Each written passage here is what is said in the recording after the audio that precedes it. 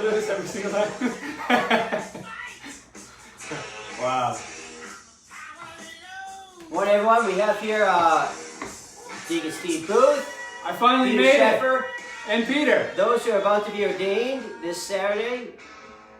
Yesterday, okay, it's good enough. Yesterday, we spoke about the diaconate. So I thought today we could do is have, yes, Deacon Steve showing off one of the T'nT cups. I have another T'nT cup right here. And we have invited him. He's drinking coffee at T'nT. Not Deacon Steve. Peter's drinking coffee, but that's okay. We'll let him be here. Peter's He's the a good trader. man. Peter's the trader here. I'm a new guy. Normally I enjoy the coffee, but... So I thought today we'd do is talk about, get these guys who are about to be ordained Saturday, Deacon Steve to be the next priest of our diocese, and then Peter be the next deacon of our diocese, be a transitional deacon, as I talked about yesterday. So I thought we could just talk about vocations, talk about they're going to give their little vocation story, how God moved them to this point, how they discerned that God had called them to this point. But just as an intro... Where does vocation come from, Father? Well, let me tell you where it comes from. Really? The word vocation comes from vocare. It's Latin. Vocare? Means, yes. You don't say. Go on.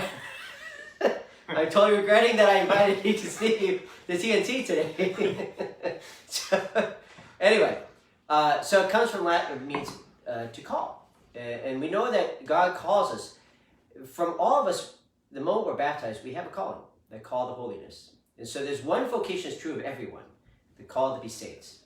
But then as God calls us and he bestows his grace upon us, and he keeps calling us to keep growing in that heart of Christ, God then does call us sometimes in particular ways, particular paths where we will find the greatest sanctity that is possible for each one of us. And that's the amazing part, that God calls us all to be saints, but then in that there's a particular path God calls us. God knowing you, knowing me, knowing us here so well, God knows this particular path is the way you're going to grow in my grace in the greatest way. This is the greatest way you'll be the instrument to bring my truth, to build up my kingdom for the world.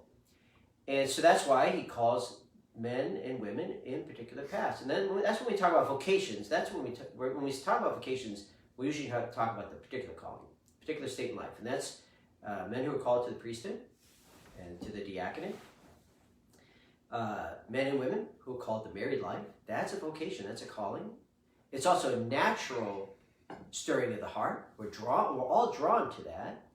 But still, it's a calling from the Lord. And then perhaps the most unique calling is those who are called to religious life. A life that's consecrated, totally dedicated to God. And then even among this people that remain in the single state, there are those who are called to dedicate their life completely to the Lord, but yet not taking vows as a religious would, where they are set aside, they're consecrated. And so when someone is growing in that love of Christ, often when we talk about vocation, they start to sense something. Like when they are either in prayer sometimes there may be certain experiences, a conversation with someone, something happens, and there's a stirring in the heart that I think the Lord's calling me to something more. And as that clarity comes about what is it the Lord's doing, he's calling all of us to holiness, calling all of us to grow in charity, calling all of us to live the virtues heroically. But there's this personal sense of that when someone may think about a certain vocation, it starts to resonate with them. And that's why marriage is what most people are called to. It's how God is going to not only physically build up his kingdom by bringing forth new life through marriage, but also it's that experience of human love between a man and a woman, where God forms that bond between the two of them, and that they will discover God's love in the deepest way through their spouse. But take with the calling to the priesthood, which the three of us have responding to, that the Lord led us at different points to realize he's asking us to give our life to him, to his bride, the church, for the sake of all of God's people, for the sake that they may be able to encounter the Lord, especially through the sacraments and through the teachings of the faith. Now, anyone can teach the faith. Many of you teach the faith to your children, and maybe in the parish as teachers with faith formation. But as that particular calling, in the sense of my life is being dedicated to the Lord, to just constantly bringing Christ to the world. And that's where, for the three of us, we had sensed at some point in our life that I think the Lord's calling me to be a priest.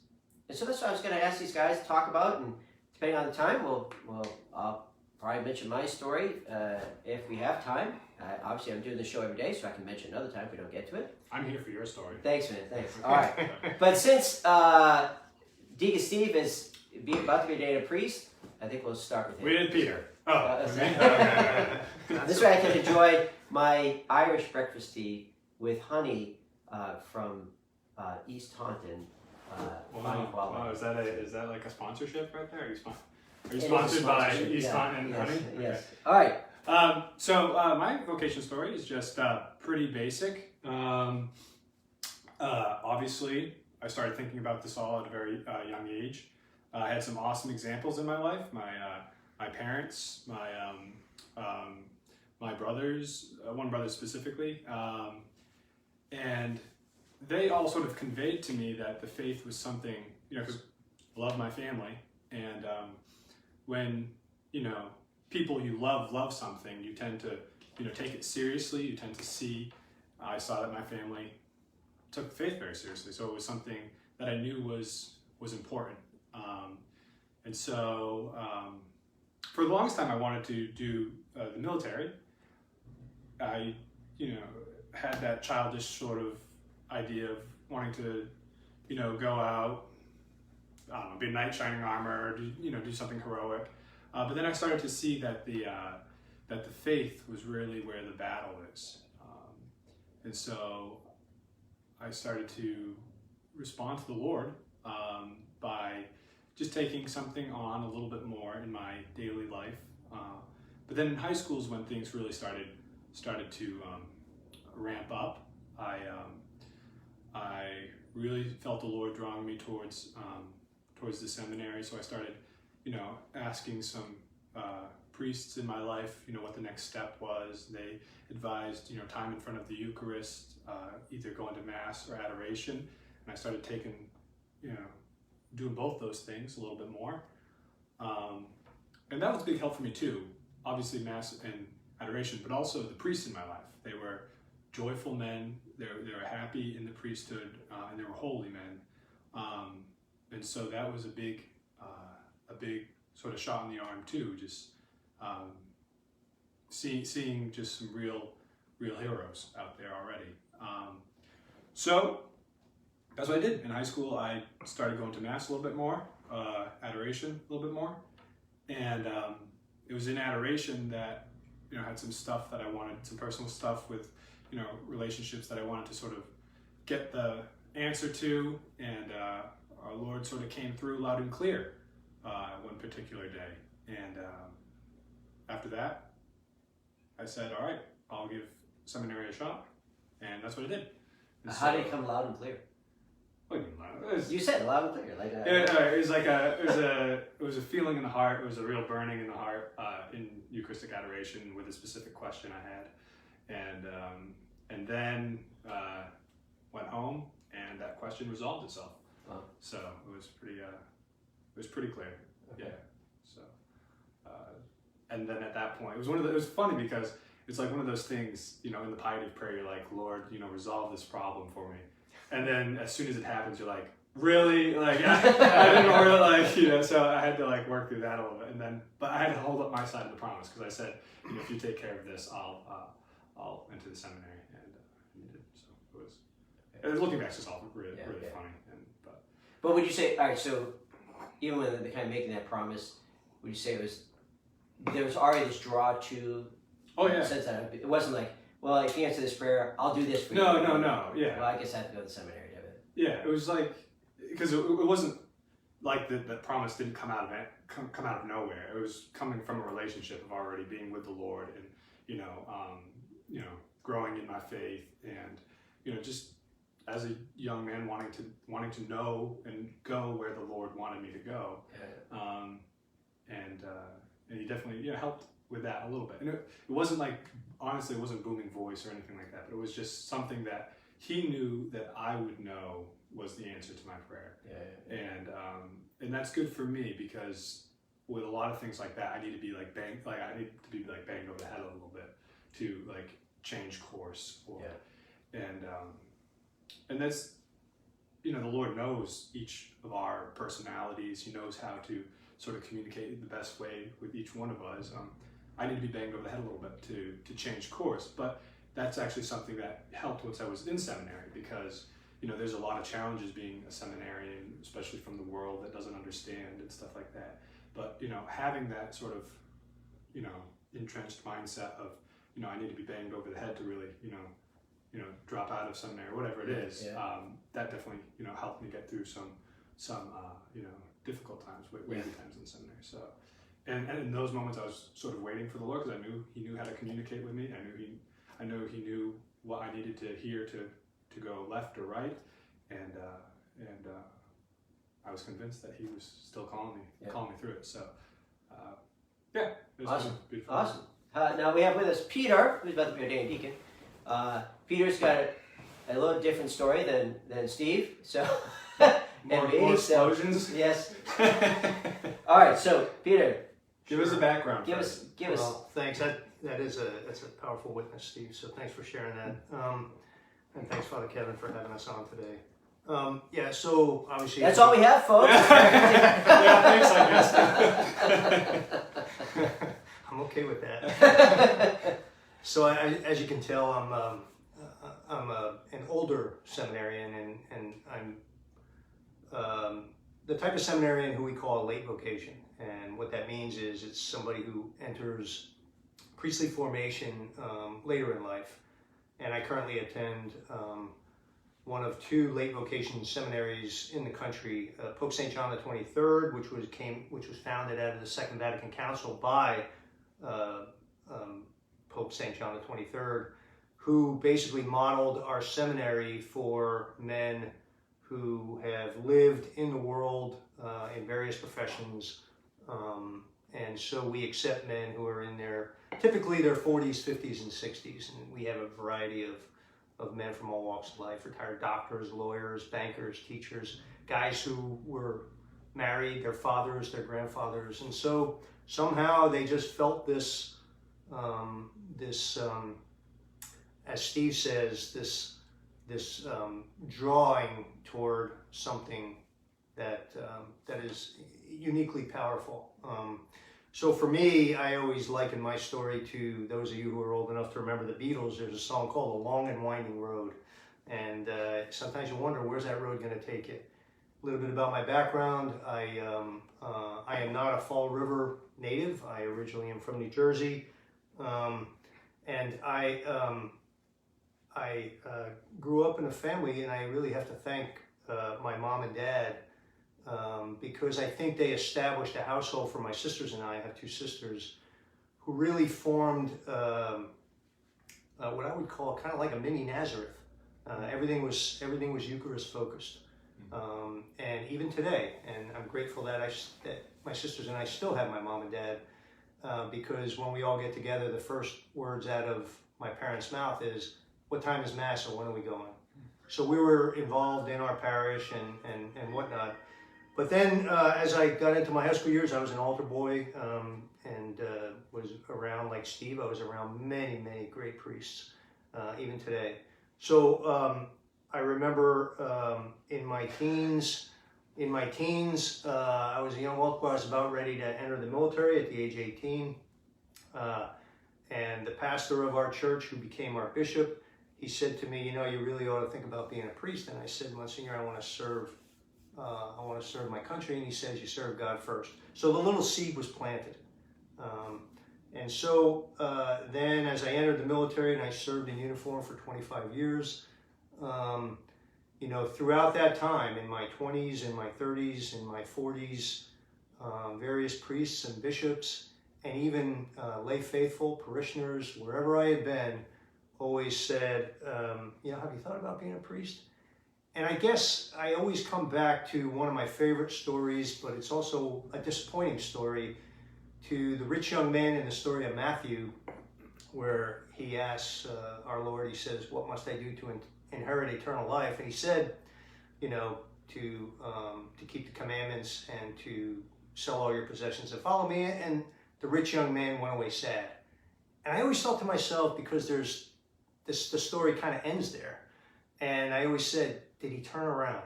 Did he come back? And that's how I kind of felt, because there were so many encounters with which I was dismissive. And I said, nah, it can't be me. You don't know me. God can't be calling a man like me. And yet, I didn't realize that these people who may have mentioned it were instruments that God had put in my life. And I just didn't realize it, or I was dismissive of it. And so I wonder, like that rich young man, maybe he did turn around. But the point being is, we all have a chance to move in that direction. And to Steve's point, there is this something.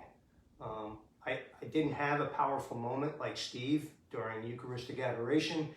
I just had gentle nudges along the way.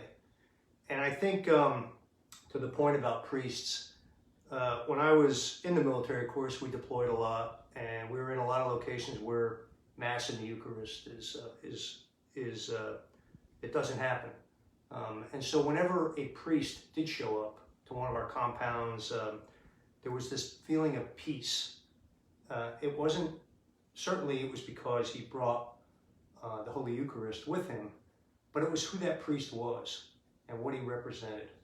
And every time I saw him, he didn't do anything special, but it was who he represented by him being there. And we all just kind of felt, especially me, that everything's going to be okay. We're fine. Everything's good because that guy and who he represents. So I just felt drawn to that. And it was like something telling me that maybe that's where I should be. Let me fast forward. So in 2011, I finally acted on a lot of these little encounters that I had had. And I applied to become a member of the Society of Jesus, the Jesuits. And I know, right? I'm not going to. And I acted on it, and then of course I went to my discernment retreats, and I was accepted. But I did not have a good experience while I was there. There was just something telling me, no, I'm not a good fit in this society. So I got about 2 months from entering the novitiate, and then I called my vocation director and I said, I'm sorry, I can't do this. I just don't feel that this is where I'm supposed to be. And so, obviously I'm much older in life at this point, and so I asked him if I could have more time. He said, you don't have any more time because of your age. And so then I just invested myself in the parish where I was working. I was living in the Midwest, and I was working social services on weekends. And then maybe about 2 years later, the rector of our cathedral, which is where I was a parishioner in Kansas City, Missouri, came up to me and he saw me at social service. He said, weren't you the one who was going to be a Jesuit? And I said, yeah, as a matter of fact, I was. And he said, well, you didn't enter. I said, no, I chose not to do it. And he said, have you thought about being a diocesan priest? And I just said, no, I'm Monsignor, I'm too old. I'm too old, I've already been taught. He said, no, you're not. You're not. Pray about it, think about it. And wouldn't you know it, that when I don't know if it was that day or maybe a week later, I'm driving down the road on my way to social services, and I turn on the radio, EWTN, and I'm listening to a segment called Vocation Boom Radio on EWTN. And there was the voice of a guy by the name of Ken Watts. And he's an assistant to the vice rector at the seminary where I now attend. And he's talking about vocations for older men in a seminary that's geared toward that. And wouldn't you know it, I said, okay, this is no coincidence. I know what I have to do. And then it was shortly thereafter that I contacted Father Kevin, and here I am. And I made the biggest mistake of my life.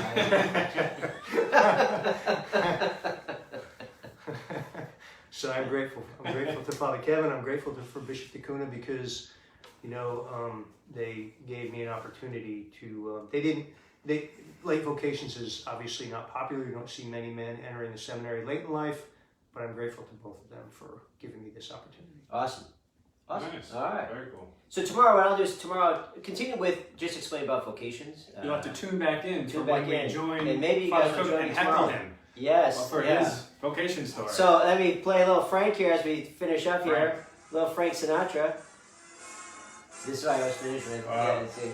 When you're We go AC/DC. We go Frank Sinatra. It's like whiplash. Yeah, exactly. It's like musical whiplash. But anyway, so just hopefully you enjoyed. I mean, it's amazing. I love hearing guys' vocation stories and anyone's vocation. When I talk to couples who prepare to get married, to hear not only how they met, but especially when you can see how God is at work. And they, in those moments, they may not have realized it, but because they respond to kind of the movements of God's grace, how God helps them to see the next step He wants them to take, and how they then discern whether someone called to religious life, someone called to be a priesthood, people married. Sometimes people, through God's grace, realize, this is not the right person for me, even though they've been maybe dating for a while.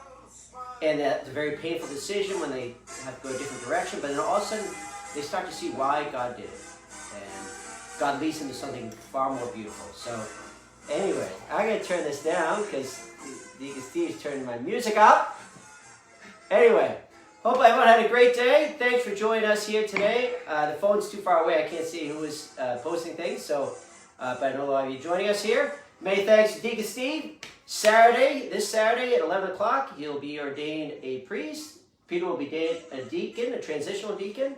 And it's a great day for the church. Even as we face challenges going on in our society and the world, great challenges, it's great to be reminded that God is still very much at work, in control, and calling us to keep responding to Him. And that's all. Pray for us. Yeah, pray for these guys. Pray for me. All right, have a great day.